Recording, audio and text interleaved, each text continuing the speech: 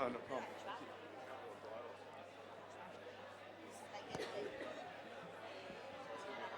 All right. You guys all ready? Yep. Okay, great. Actually, before we start, if I could ask each of you to do a quick introduction, like just a minute. So I'll start. I'm Sarit Firon, managing partner at Teammate, and I have to correct something that Ronen just said. We are a VC. Guys, if you have a company and you want to look for investment, we are investing in Seed and A, Fintech, Cyber, and Data. We have another side to our house, which is the building side. They are building companies from scratch, and we are collaborating, and I think that this is what makes us really unique.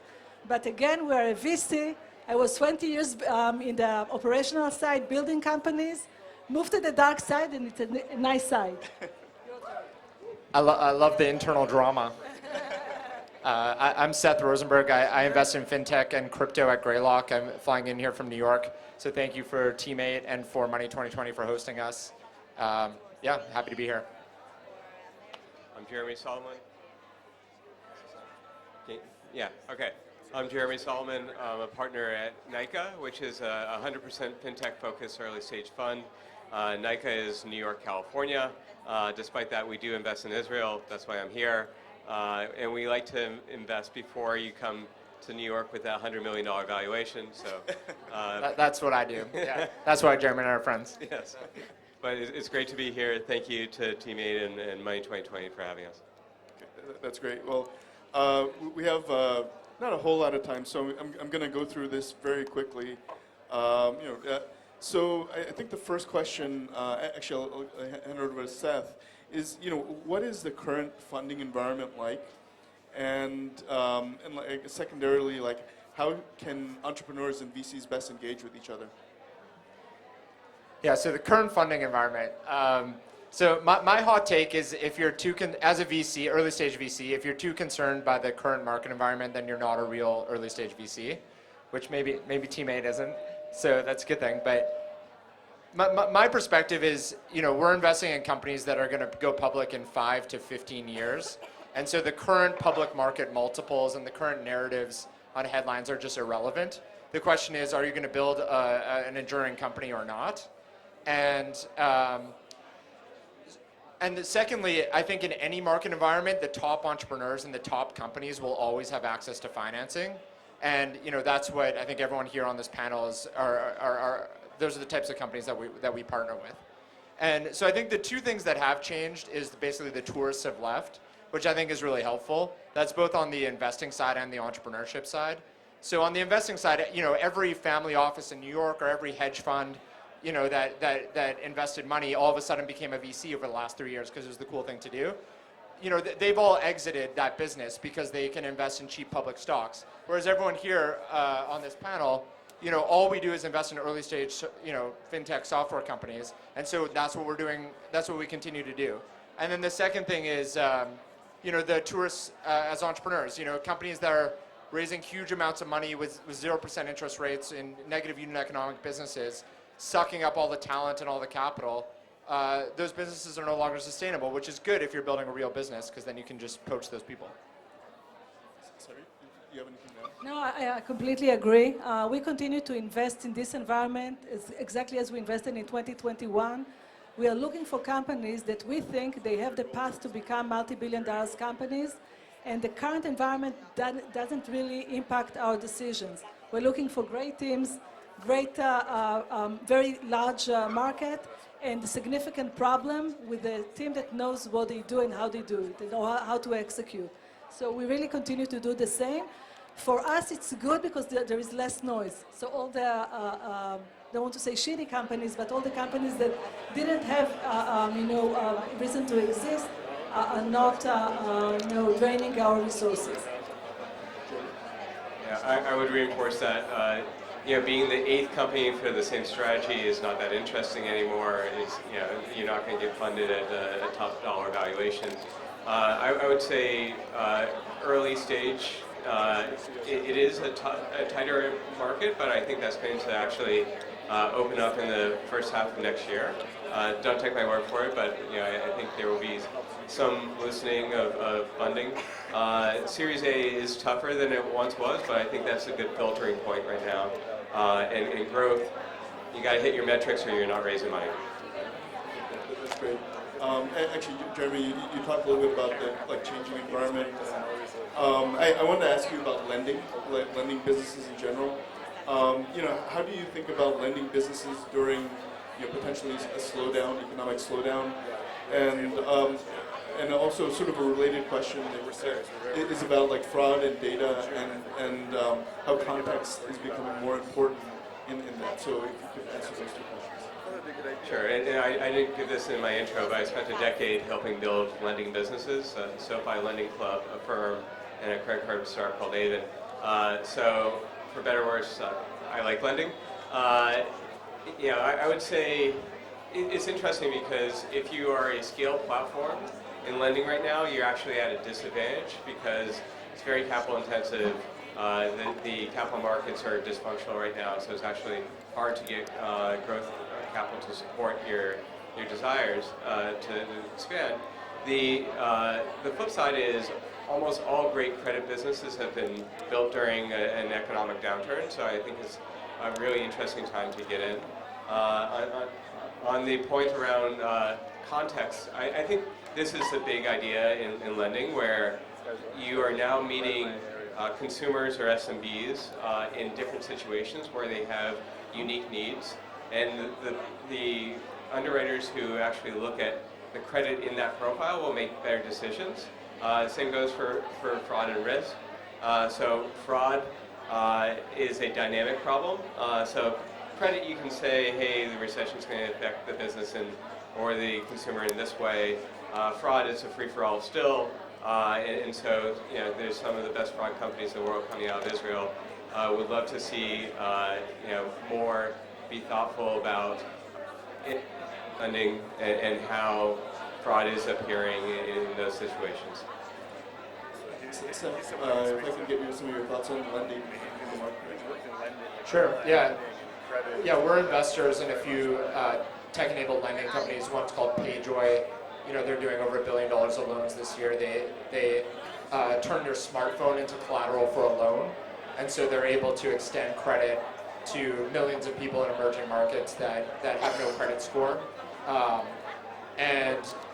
love Jeremy's perspective that it's a very counterintuitive thing, right? If you talk to an investor that is not as deep in lending as someone like Jeremy is, you would say let's avoid lending at all costs in this environment. But in fact, demand is going up because people's liquidity are more constrained, and you have opportunities as a startup to actually have really positive momentum as we come out of this downturn, and then also compete more effectively with some of the larger players. So I agree. I think a lot of typical VC funds hate lending businesses, but I think there are definitely opportunities. But what we look for are things like distribution advantage, like real software, not just some type of short-term arbitrage. And so, for example, PayJoy, they distribute through B2B2C, right? Point-of-sale financing for phones. So it's an example of a software business with real leverage on distribution. I would just add that I will definitely look into companies that are really able to add significant value to the underwriting of the people that you lend to. So without it, the competitive advantage doesn't really exist. That's great. So actually, sorry, staying with you, actually the prior speakers talked a little bit about B2B versus B2C. So actually, let me ask you that, B2B versus B2C, is there a shift right now? And also, if you could comment a little bit about that B2B versus B2C question in the Israeli ecosystem as well. Yeah, so I think that historically, the Israeli ecosystem much stronger in B2B. We started to develop a muscle in the B2C, and I saw that I think that there was one that raised their hands in the B2C, but it's definitely not the main strengths of the Israelis. So this is one thing, and I think that B2B, to some extent, is less impacted by downturns. It doesn't mean that it will not be impacted this year or in the other crises that we witnessed. But B2C will be the first to actually shrink, and this is another reason for me to like B2B, and it's also my background, so I understand much more in this domain. Let's go. Jeremy? Yeah, we're definitely focused on B2B over B2C. I think B2C takes a lot of luck, and so you have to figure out that niche, and I'd say we're less expert in that, and versus understanding how to sell into financial institutions and other folks in the ecosystem. So that's our focus, and once in a blue moon we'll go consumer, but it's got to be a very unique go-to-market. Yeah, just quickly, we do both. Greylock is lucky to have invested in many of the large consumer software platforms like Facebook and Airbnb and Roblox, and so some of those expertise can be translated into building consumer fintech companies. So we're investors in Wealthsimple, which is a consumer fintech in Canada, and so we definitely do invest in consumer fintech. We typically invest a little bit later, like Series A, Series B, because I agree it's very difficult to predict go-to-market on consumer. Very good points. And actually, the next question is a bit of a quick one, but potentially a bit of a controversial topic, but DeFi. Is it real or not real? If I could go down, each of you say real or not real. Jeremy? Centralized DeFi. Okay. Seth? Real, decentralized DeFi. Okay. Same, real. Real, okay. So I actually, does anyone want to expand on any of what they just said? Just maybe on the B2B, just because maybe we'll talk about trends that we see in the ecosystem or in the fintech ecosystem. So I would say that for me, the main trends for the next few years will be, one, the CFO tools. It's something that we neglected over the years. We have our ERPs and spreadsheets, Excel, but I think that we will see more and more tools, and they love to see companies in this field. The other thing, buy now, pay later was a big failure in the consumer market, but it's on the rise for the B2B. So it's another thing, again, that B2B will see. And the other thing that I like the most, whether it's fintech companies that serve big financial institutions or the big insurance companies, these are the companies that I'm looking for, because I know that they have a market. For me, it's almost like an enterprise software, but serving the fintech industry. And these are the companies that I'm looking for. I think that these will be the strongest trends for the future years. Anyone else? Yeah, I think all those trends are super interesting. I think Jeremy and I at another time in offline like to have debates around DeFi lending versus traditional lending, given Jeremy is an expert in that space. But I do think that DeFi lending has a lot of just tangible benefits in terms of the architecture of the system that I think people don't fully give it credit for. I think people think, many people outside the space think of crypto and DeFi specifically as a bit of a tax arbitrage, a regulatory arbitrage, a Ponzi scheme, et cetera, et cetera. But I think if you actually look at the architecture, I think one of the key advantages is this concept of custody, right? When you lend against assets in the traditional world, it's very difficult to basically verify assets in real time if those assets are custodied outside of your system, right? And so I think that's really just the fundamental value of an open ledger, is you can have assets that you can verify and also apply selective control over, even if they're not custodied within your closed loop system, and it creates more competition and more innovation. So I'm actually very excited about potentially the next couple of years making DeFi available to more people outside of the kind of self-referential loop of crypto. Jeremy, any thoughts? I'll buy into that a little bit. No, so I would say I agree with a lot of Seth's points there in terms of, and by the way, this is Jeremy's view, not necessarily Nyca's view, but I would say that what's happening in the DeFi realm is going to be extremely interesting for the development of modern infrastructure for money movement, for lending, for whatever it may be. The question is, who are the stakeholders in those interactions? And so, I would, it's my personal view that a centralized system can be very effective here, in that you don't need 100 copies of the same ledger. But I think the tools that are being built are useful regardless of that outcome. Great. And I think we're sort of getting towards the end of our time here. One quick sort of a bit of a wild card question is, there's obviously a lot of entrepreneurs in the audience.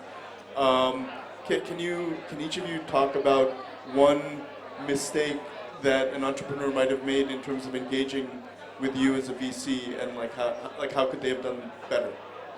Sorry? I'll start. So first of all, what Ronen said is exactly at point, because if you don't have a competitive landscape, it's either you don't have a market or you just don't understand your market. So it's not a good thing. The other thing is people that are overselling and ignoring the problems. I'd like to invest in someone that really understands the journey and the challenges, and it knows that it's going to be hard. If I see someone that is a bit too optimistic, can't tell me where he can fail, I'm afraid that he will fail quite soon. Yes, similarly, I think fundraising is a process of building momentum and trust, or destroying momentum and trust. And so if you have a conversation or a slide deck and it has a certain number on it, you can build momentum and trust if that number is actually more interesting on the second meeting, right? Because it's more recurring revenue, or that customer is about to expand in the next 6 months. Or you could destroy momentum and trust if after the investor looks at the number, that's actually a GMV number, or it actually is negative gross margin, or it's a pilot, it's not a signed customer. And so, Israelis are amazing at selling, but sometimes too good at it. And so, yeah, I feel like for me, it's all a question of, are you building momentum or not? I think on my end, the way I think about us investing is we're forming a partnership with whatever company that we're backing. And so, I think our conversation should be like that. So, one thing that I do not like is for someone to keep going back to their slides, to go through their presentation in order, without the questions or cues given them of where I'd like the conversation to go. So the more interactive, the more dynamic the conversation, the more trust I have with that entrepreneur. Well, those were all great examples. And I want to thank the panel for being very open and sharing with the audience their thoughts. Thank you very much. Thank you. Thank you. So I guess that's about it for me and for the program today. And there's still the bar there. There's still a lot of people out there. Thank you so much for being here, and it's been truly a pleasure to have you here. Thank you.